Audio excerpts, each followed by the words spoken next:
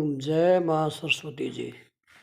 आज 14 फरवरी सन 2023 है। मंगलवार का शुभ दिन है। बजरंगबली की पूजा पूरे जगत में हो रही है। भगवान श्री राम के आप परम भगत हैं। भगत कैसे बन सकता है? कल मैंने एक वीडियो आपको प्रसारित की थी खेत में जाकर 15 मिनट की, कि जिसके अंदर विवेक है वही भक्तिमान है, विद्वान है, सच्चा समाज सेवी है, धर्माचारी है। और जिसके अंदर विवेक नहीं है वह सिर्फ दिखावा है, बोला भक्ति के पिंड में है। मतलब वहाँ भक्ति नहीं रहती, वहाँ दिखावा दिखावा पाखंड अंधविश्वास ही रह जाता है। तो विवेक के बगैर जो है हमारी न तो भक्ति की लहर सीधी हो सकती है, न राजनीतिक हो सकती है, और न ही हमारी गृहस्थी लाइन सीधी हो सकती है। यानी विवेक जो है मानव को बिल्कुल सीधा लाइन में रखता है और अच्छाई की तरफ ले जाता है, पुल की ओर ले जाता है, सत्य की ओर ले जाता है, सदाचार की ओर ले जाता है, मानवता की ओर ले जाता है, सत्य सरस गायन विद्या की ओर ले जाता है, सबको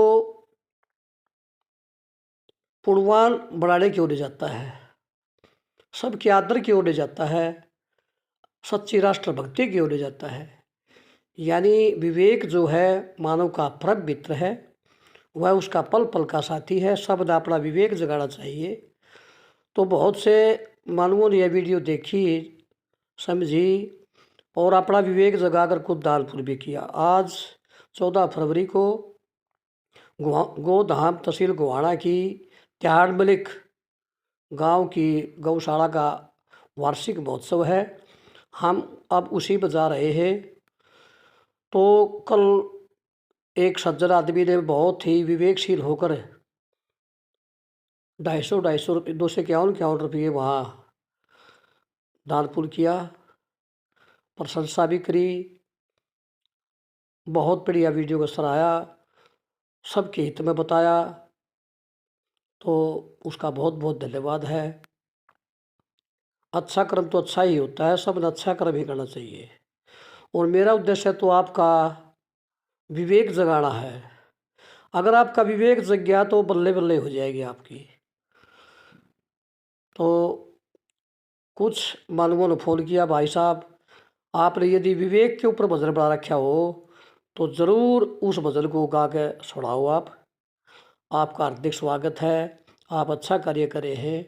तो यह भजन यदि बना रखा हो आपने तो ज़रूर सुनाओ, गा के सुनाओ। आप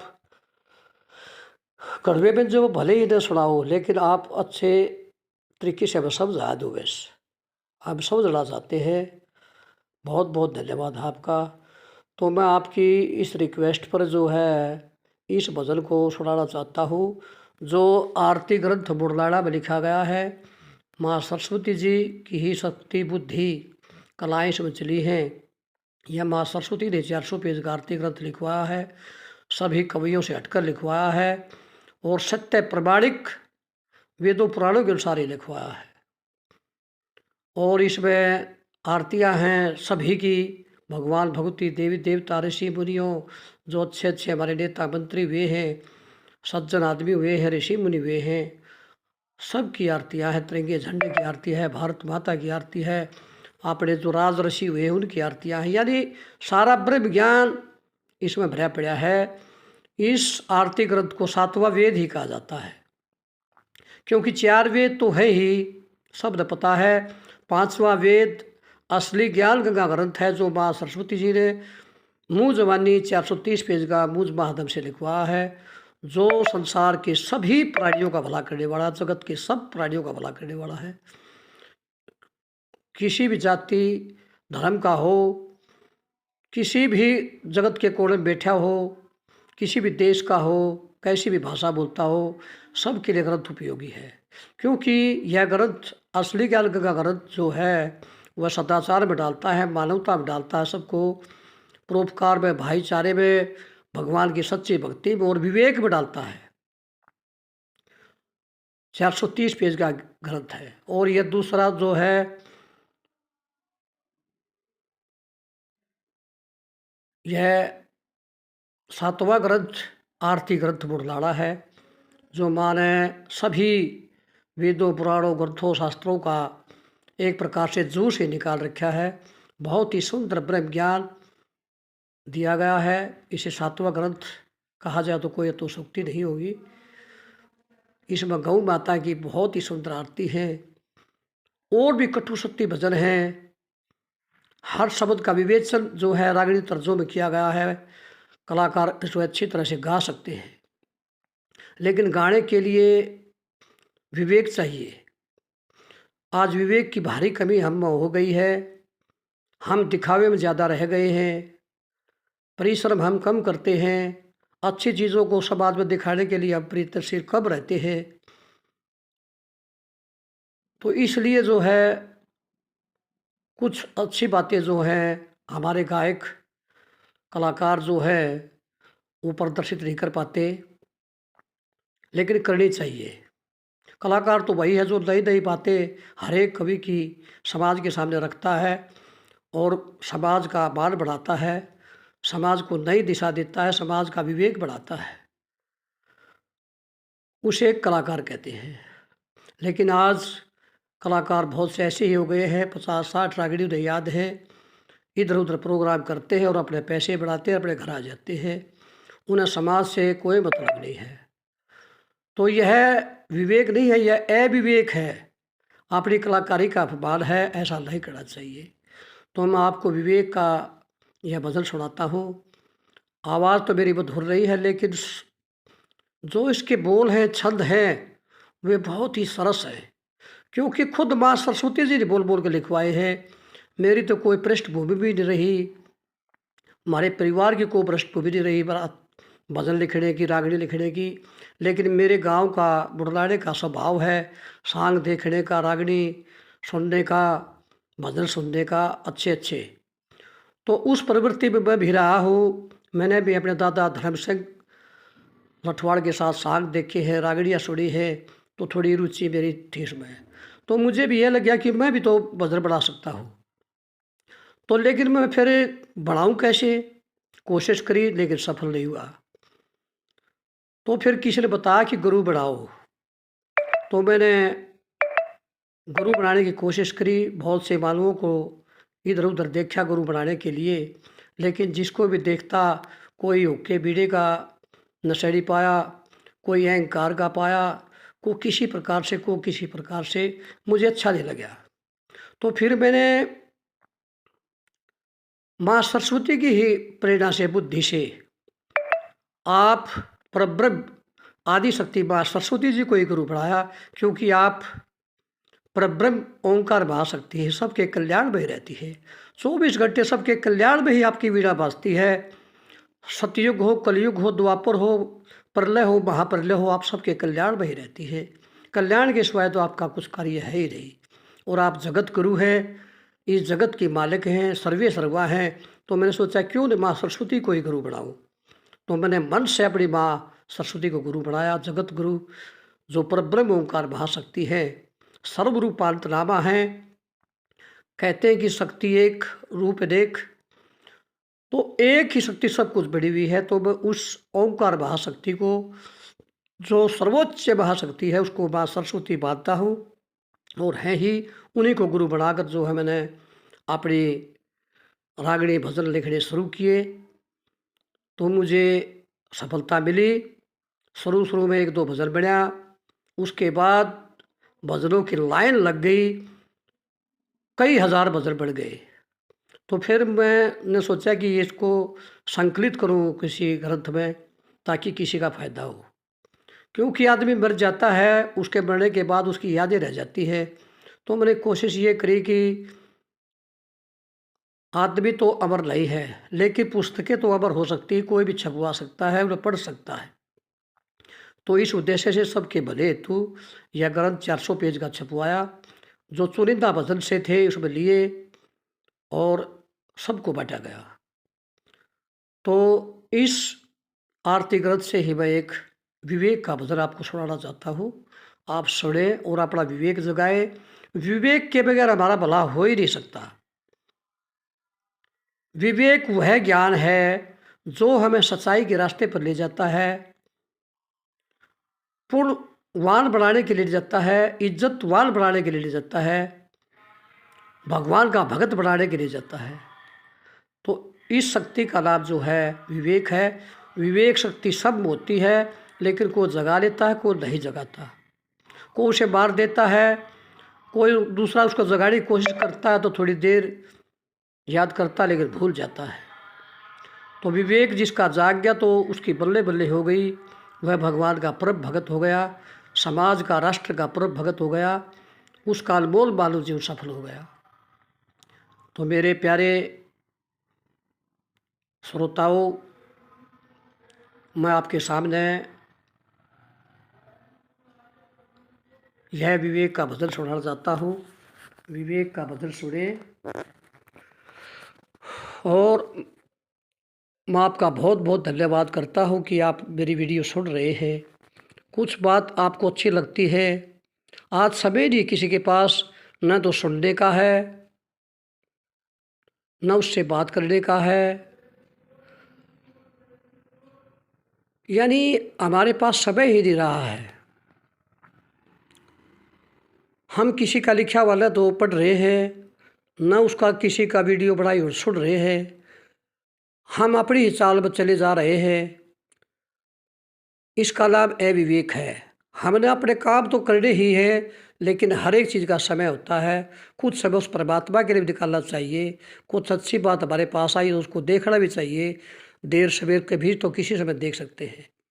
कुछ तो मेरे भाई ऐसे हैं कि जो मैसेज को व्हाट्सअप आए हुए को भी, घर में ग्रंथ आए हुए को भी, वीडियो आई को भी देख ही नहीं रहे, देखते ही नहीं, अपनी ही धुन में है बस। पैसा कमाने के लिए तो चाहे अमेरिका जा सकते हैं, लेकिन अच्छा ज्ञान प्राप्त करने के लिए, भगवान की भक्ति के लिए, अच्छा बनने के लिए उनके पास समय ही नहीं है। अच्छी बातें सुनने के लिए समय नहीं है। विवेक जगाने का उनके पास समय ही नहीं है कि विवेक कैसे जागता है। कितनी अच्छी इसने बातें बताई हैं।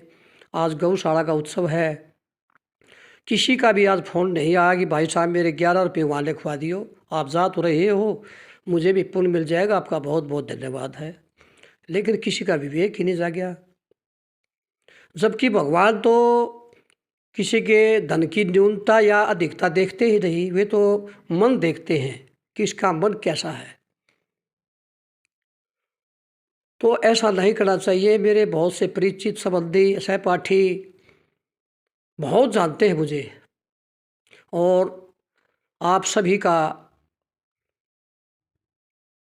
इतना सामर्थ्य है कि आप दान पुण्य कर सकते हैं। आपके पास बड़े बड़े फ़ोन हैं, आपके परिवार में हैं, आप कुछ न कुछ आप भेजना ही चाहिए था। मैं किसी को बाध्य नहीं करता, लेकिन मैं आपका विवेक जगाना चाहता हूँ। यदि आपके पास 1100 रुपये नहीं तो आप 11 रुपये तो भेज ही सकते हैं।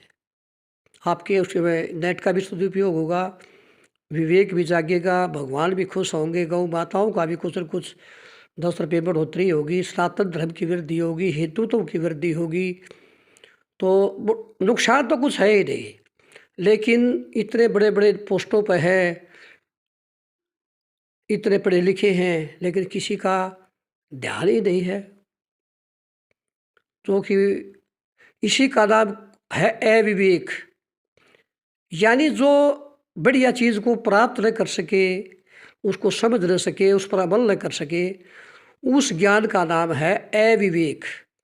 और जो उस ज्ञान को सुनकर कुछ अच्छा कर ले, सच्चाई की ओर ले ओले, तो उसका नाम है विवेक। तो विवेक सब न जगाना चाहिए। तो आप सुनिए विवेक का यह भजन। यह आरती ग्रंथ मुरलाना है 400 पेज का। इसको मैं थोड़ा आपको दिखा रहा हूँ। इसमें पहले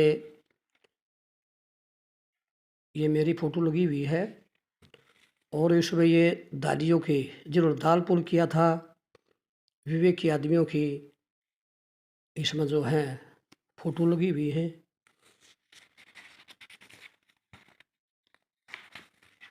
और ये पहला प्रथम संपादकीय पृष्ठ है। इसमें जो है लेखक अपनी बातें बताता है कि किस लिए उद्देश्य से लिखा। यह इसकी अनुक्रमणिका है। इसमें जो है दिखाया गया कि आरती ग्रंथ का महत्व क्या है। आरती ग्रंथ का परिचय दिया गया है। मेरे पास माँ क्यों है, धन्यवाद लेख दिया गया है। उसके उपरांत जो है आरती की आरती है। सर्ववंदिता जगत माता गौ माता की आरती है। फिर आरतियों का सिलसिला शुरू हो जाता है। ये सभी घड़वे व्यंजन में गाई जा सकती है और बहुत सुंदर सुंदर भजन है।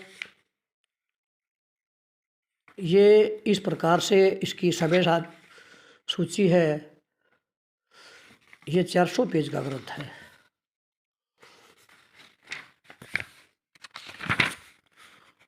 और जो विवेक का भजन है इसमें 279 पेज पर है। मैं आपको सुनाऊंगा विवेक का 279 पर है। और पीछे जो है लास्ट में इसमें गौ माता की आरती दी गई है, वेदों पुराणों के अनुसार ही, मन गढ़ंत नहीं। और इसमें अंदर भगवान शिव के यानी अपने सभी देव देवताओं के सत्य भजन गाए गए हैं। मन गढ़ंत भांग सुल्फा पीने के व अन्य चूरमा खाने के, फलाना खाने के ऐसे ऐसे नहीं दिए गए हैं। इसमें सिर्फ भगवान का जो स्वरूप है उनकी स्तुति की गई है। और आखिरी पेज जो है, आखिरी पेज पर माँ सरस्वती जी की स्तुति की गई है। वीणा धरे विपुल मंगल दानशीले, भगतारती नासिनी विरिचि हरि से वंदे, कीर्तिर प्रदे अखिल मनोहर दे बहिरी, विद्या प्रदायनी सरस्वती नौमी नित्यम। त्रिदेव भी माँ की स्तुति करते हैं और अपनी कलाएं पाते हैं। और नीचे ये कलाकार कुछ दिए गए हैं। इसमें प्रीति चौधरी है, बहुत अच्छा गाती है। और मुरलाने के हवासक लठवाड़ हैं, बहुत अच्छा गाते हैं। और जगत प्रसिद्ध गोहाना धाम तहसील के मास्टर सतबीर जी हैं शर्मा जी, बहुत अच्छे गायक रहे, गायन विद्या का मान बढ़ा। और ये मेरा फोटो है, इसमें सूर्य कवि रणबीर सरस्वती बुलाने का, जिन्होंने ये ग्रंथ लिखा है।